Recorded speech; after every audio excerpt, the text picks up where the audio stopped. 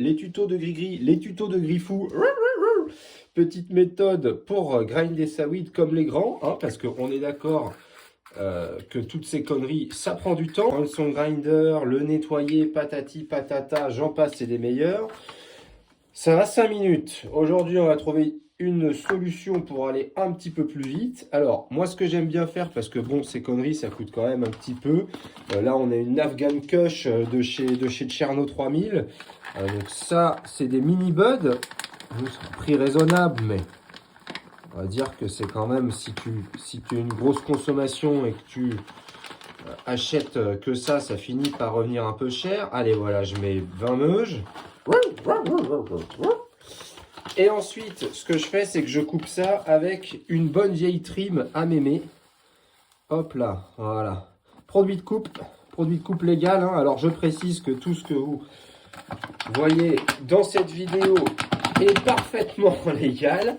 Voilà, là, on a un beau moitié-moitié. Alors, ce que je fais, c'est que je mets ça dans le mixeur à mémé.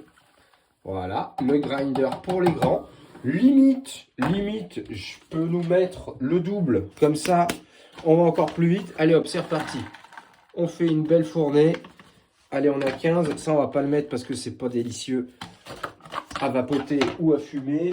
Allez, on se rouvre un paquet de céréales. Ouverture facile, hein, comme d'habitude, on connaît. Allez, j'en mets 10.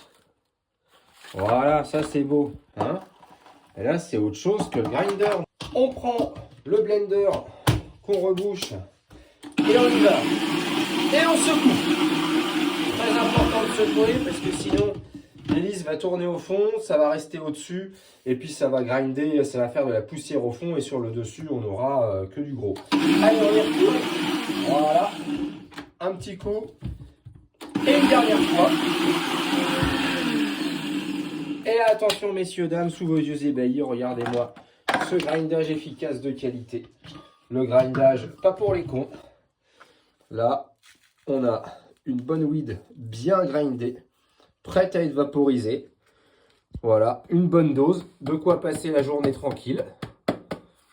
Et voilà le travail. Si comme moi, vous avez la vapote facile, bah, ça peut quand même vous faire gagner un bon paquet de temps. Bon, alors, dernière étape très importante et pas des moindres. Si vous voulez conserver la fraîcheur et la saveur de votre bon produit de qualité, vous allez mettre ça dans un bocal. Et surtout, on n'oublie pas le petit bout de carotte ou le petit bout de peau de clémentine, pelure d'agrumes. Enfin voilà, de la vitamine C et surtout de l'humidité. Donc moi je mets des petits bouts de carotte. Ça marche super bien. On n'a pas besoin d'en mettre des tonnes. Là j'en cache un petit au milieu.